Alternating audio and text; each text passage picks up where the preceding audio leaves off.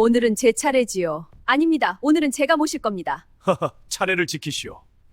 여인의 낮은 목소리가 방 안에서 흘러나옵니다.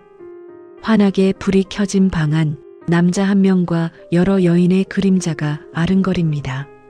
어찌 남편 하나에 부인이 하나, 둘, 셋 자꾸만 더 그 숫자가 늘어나는 것일까요? 갑수에게는 어떤 사정이 있었던 것일까요? 본격적인 사연 시작 전 구독과 좋아요 부탁드립니다.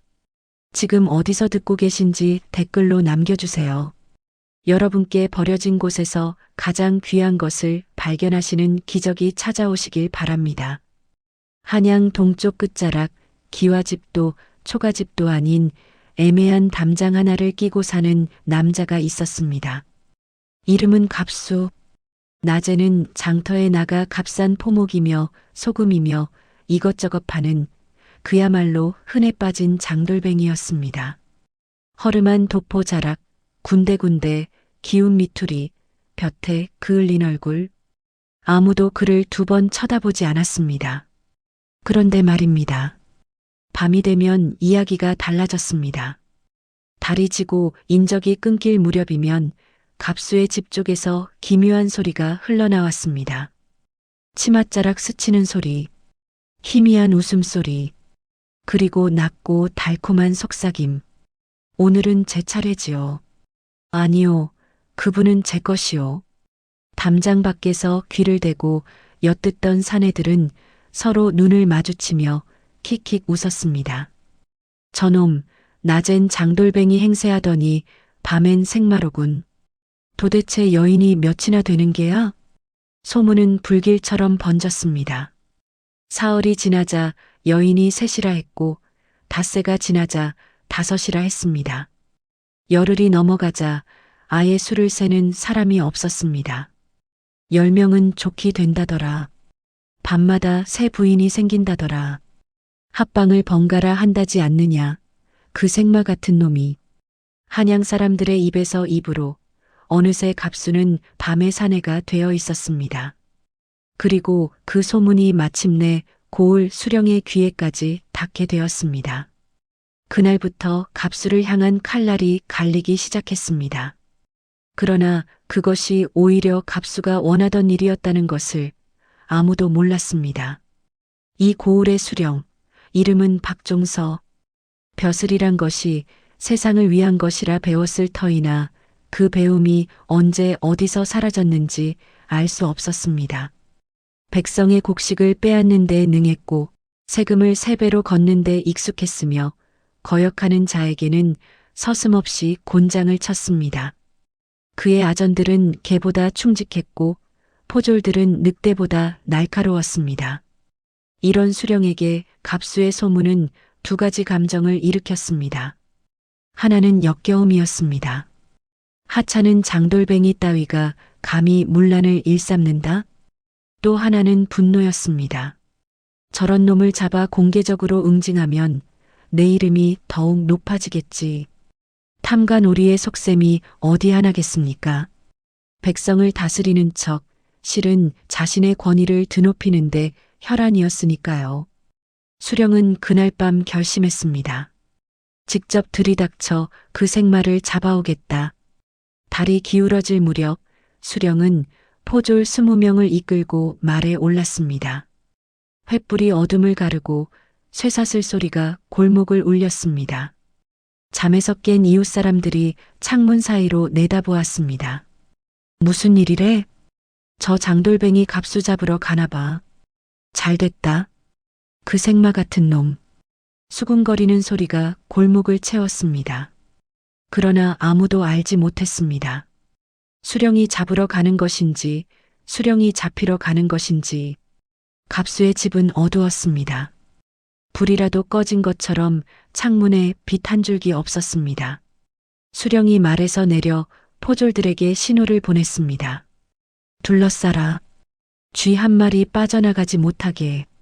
포졸들이 담장을 사방으로 에워쌌습니다. 수령이 문 앞으로 걸어갔습니다. 갑수야, 이나리가 친히 납셨다. 문을 열거라. 대답이 없었습니다. 당장 문을 열지 않으면 부수고 들어갈 테다. 여전히 침묵. 수령이 이를 갈았습니다. 부서라.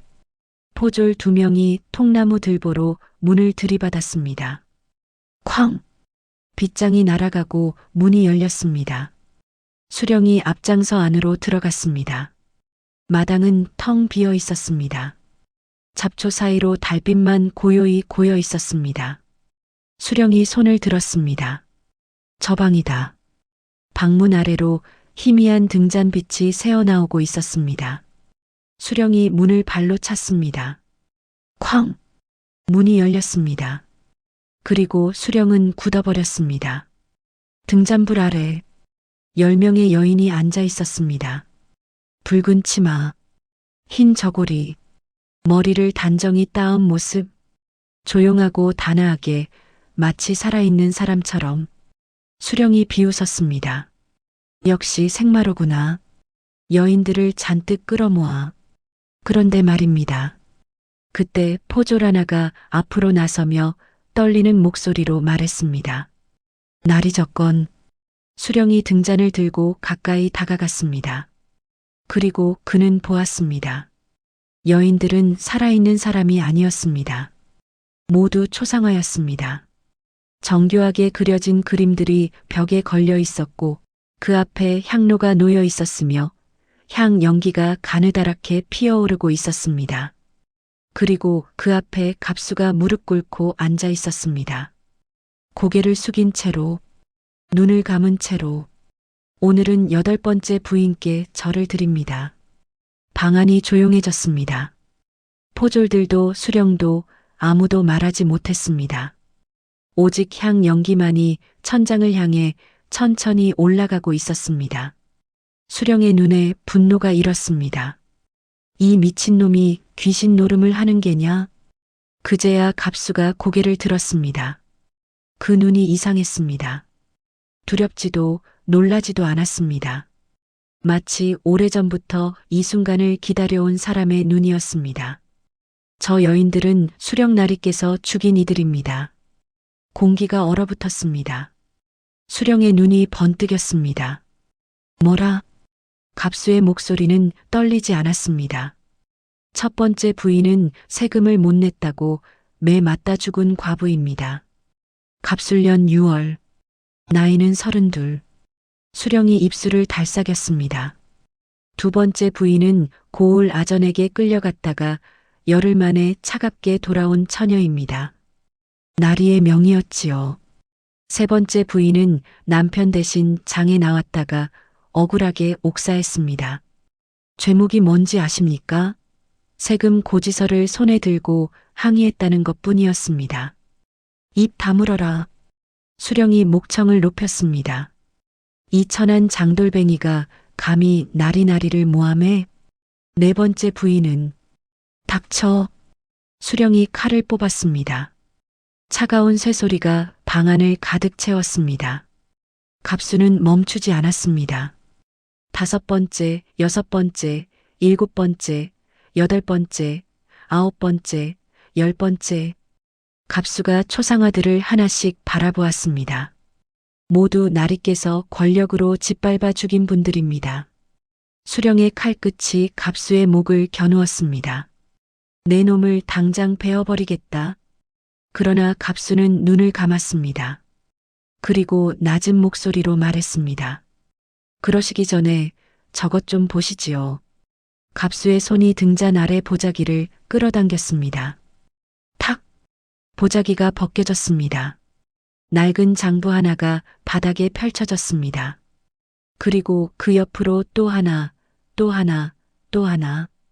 10권이 넘는 장부가 연이어 쏟아졌습니다. 여기 있습니다. 나리의 진짜 장부가.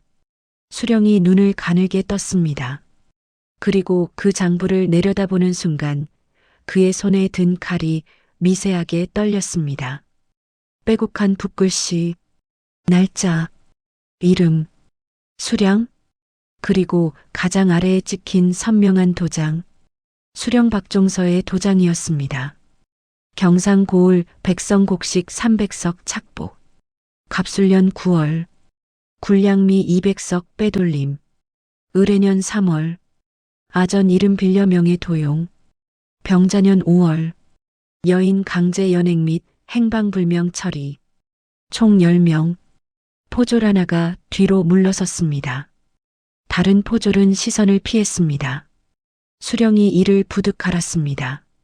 내 놈이 어디서 이런 것을 손에 넣었느냐?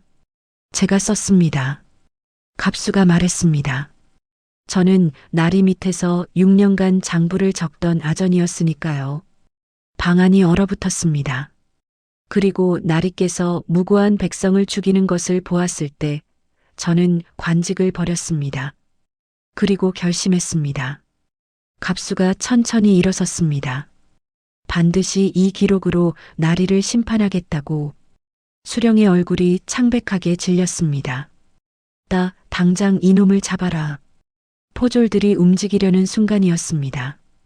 쿵! 대문이 무너져 내렸습니다. 그것은 포졸의 발이 아니었습니다. 밖에서 들이닥친 군관들이었습니다. 완전 무장한 군관 15명이 마당을 가득 채웠습니다. 그리고 그 뒤를 따라 한 사내가 들어섰습니다. 소복한 관복, 그러나 눈빛은 서리빨 같았습니다. 암행어사 출두요. 수령의 칼이 허공에서 멈췄습니다. 암행어사가 방 안으로 들어섰습니다. 그는 잠시 초상화들을 바라보았습니다. 10명의 여인들. 향 연기가 아직도 피어오르고 있었습니다. 암행어사는 말없이 바닥에 장부를 집어들었습니다. 한 줄 한 줄 읽어나갔습니다. 방 안이 숨을 죽였습니다. 포졸들도 수령도 갑수도 오직 장부 넘어가는 소리만 들렸습니다. 경상고을 백성곡식 300석 착복. 굴량미 200석 사취. 여인 10명 부당 연행 및 옥사은폐. 암행어사가 장부를 내려놓았습니다. 수령이 앞으로 나서며 목소리를 높였습니다. 조작이요. 저놈이 꾸민 것이요. 저 장돌뱅이가 나를 모함하려고 만들어낸 것이란 말이요. 암행어사는 담담히 말했습니다. 증인도 확보되어 있소. 그리고 문 밖에서 발소리가 들렸습니다. 한 노파가 들어왔습니다. 허리가 굽고 눈가에 주름이 가득하고 그러나 눈빛만은 형형했습니다. 저 아이가 내 딸이요. 수령이 끌고 가 죽인 아이요. 그리고 이 갑수가 내 딸의 초상화를 그려 매일 밤 제사를 지내주었소. 또 다른 사내가 들어섰습니다. 내 아내요. 억울하게 옥사한 내 아내요. 그 다음 또 한 명, 또 한 명, 한 명씩 한 명씩 증인이 방 안을 가득 채웠습니다. 수령의 다리가 풀렸습니다. 그는 주저앉았습니다. 이건 말도 안 돼. 갑수가 조용히 말했습니다. 나리, 저는 6년을 기다렸습니다. 증거를 모으고 증인을 찾고 암행어사를 기다렸습니다. 그리고 소문이 필요했습니다. 소문? 밤마다 부인이 늘어난다는 소문 말입니다. 그 소문이 퍼질수록 나리는 저를 우습게 보았습니다. 색광 따위가 자신을 위협할 리 없다고 여기셨으니까요. 그 방심이 나리의 목을 조였습니다. 제8장 사이다 폭발. 포승줄로 묶어라. 암행어사의 명령이 방안을 울렸습니다. 군관들이 앞으로 나섰습니다. 수령 박종선은 처음에는 버텼습니다. 손대지 마라. 내가 이 고을의 수령이다. 내가 왕명을 받들어. 그 왕명을 배신한 자를 포박하는 것도 왕명이요. 암행어사의 말이 칼처럼 떨어졌습니다. 수령은 끌려나가면서도 악을 썼습니다. 이놈 갑수, 이 배신자 놈, 내 놈도 반드시 죽여버리겠다. 마당으로 끌려 나온 수령의 모습을 보려고 밖에서 사람들이 모여들었습니다. 담장 너머로 얼굴을 내밀었습니다. 골목 끝에서도 사람들이 달려왔습니다. 그들은 보았습니다. 그 위세 당당하던 수령이 포승줄에 묶여 머리를 숙인 채 끌려가는 것을. 처음에는 침묵이었습니다. 그리고 누군가가 말했습니다. 잘 됐다. 그 한마디가 물꼬를 텄습니다. 잘 됐어. 저 탐관오리 놈. 내 아버지 곡식 빼앗은 놈이 저놈이야. 내 어머니를 매질한 놈. 군중이 술렁였습니다. 누군가는 울었습니다. 누군가는 고함을 질렀습니다. 수령은 고개를 들지 못했습니다. 갑수는 방 안에서 그 소리를 들었습니다. 그는 초상화들을 바라보았습니다. 10명의 여인들. 향 연기는 여전히 피어오르고 있었습니다. 갑수가 조용히 말했습니다. 이제 됐습니까? 그날 밤 수령 박종선은 공개 곤장 50대를 맞고 파직되었습니다. 그의 재산은 모두 몰수되었습니다. 그리고 그 재산은 억울하게 피해를 입은 백성들에게 나뉘었습니다. 억울하게 죽은 10명의 여인들은 공식 문서의 관하의 불법으로 인한 억울한 사망자로 기록되었습니다. 그것이 갑수가 원했던 단 하나의 것이었습니다. 기억. 그들이 억울하게 죽었다는 기록. 지워지지 않는 한 줄의 역사. 제구장 진실이 드러나다. 다음 날 아침 한양 사람들은 갑수의 이야기를 다시 입에 올렸습니다. 그러나 이번에는 달랐습니다. 생마인 줄 알았더니 초상화였다고. 억울하게 죽은 여인들의 초상화를 매일 밤 제사를 지냈다고. 그리고 소문을 일부러 그냥 뒀다고. 수령을 방심시키려고. 사람들은 한동안 말을 잊었습니다. 그리고 이내 알게 되었습니다. 갑수가 장돌뱅이가 된 이유, 그가 관직을 버린 이유, 그가 초라하게 살아온 이유. 저 사람이 아전이었을 때 그 일들을 직접 보았겠구나. 장부를 적으면서 손이 얼마나 떨렸을까. 그리고 6년을 기다렸단다. 단 한 번의 기회를 위해서 누군가 갑수를 찾아왔습니다. 억울하게 죽은 여인의 남편이었습니다. 자네가 아니었으면 평생 원통함을 풀지 못했을 것일세. 갑수는 고개를 저었습니다. 저는 그저 기록한 것뿐입니다. 그분들이 살았던 것을, 억울하게 죽은 것을, 그것이 지워지지 않게. 노파가 앞으로 나섰습니다. 내 딸 초상화가 어떻게 이렇게 정교합니까? 갑수가 답했습니다. 기억 속에서 그렸습니다. 아전으로 일하면서 뵌 적이 있습니다. 잊을 수가 없었습니다. 노파가 한동안 말을 하지 못했습니다. 그러다 천천히 절을 했습니다. 갑수가 황급히 부축했습니다. 이러시면 안 됩니다. 아니야, 당연한 것이야. 자네가 내 딸을 기억해 주었으니까. 한양 사람들은 그제야 깨달았습니다. 음란한 소문 뒤에 숨어있던 진짜 이야기를. 밤마다 늘어난 것은 여인이 아니라 죄의 기록이었다는 것을. 그리고 진짜 사내는 욕을 먹으며 기다린 자였다는 것을. 그 뒤로 갑수는 어떻게 되었을까요? 사람들은 그에게 벼슬을 권했습니다. 암행어사도 그의 능력을 높이 샀습니다. 그러나 갑수는 사양했습니다. 저는 장부를 잘 적는 사람입니다. 그러나 관직은 다른 문제입니다. 그는 한양 외곽의 작은 집으로 돌아갔습니다. 10명의 초상화와 함께. 그리고 여전히 매일 밤 절을 했습니다. 향을 피웠습니다. 그들의 이름을 불렀습니다. 기억이 지워지지 않도록. 사람들이 가끔 물었습니다. 이제 억울함도 풀렸는데 왜 아직도 제사를 지냅니까? 갑수가 답했습니다. 억울함이 풀렸다고 해서 죽음이 되돌아오지는 않으니까요. 저는 그분들이 살았다는 것을 기억할 책임이 있습니다. 한양에서 그 이야기가 퍼졌습니다. 사람들은 오래도록 갑수를 이야기했습니다. 생마라고 불렸던 사내. 밤마다 부인이 늘어난다고 손가락질 받던 사내. 그러나 그 밤마다 늘어난 것은 억울하게 죽은 자들을 향한 기도였고 권력의 죄를 기록한 칼날이었다는 것을. 소문은 음란했으나 진실은 처절했습니다. 진짜 음란은 권력을 쥔 자의 탐욕이었습니다. 그리고 진짜 사내는 욕을 먹으며 침묵한 자였습니다. 인내는 칼날이 됩니다. 기억은 심판이 됩니다. 그리고 억울함은 반드시 기록되어야 합니다.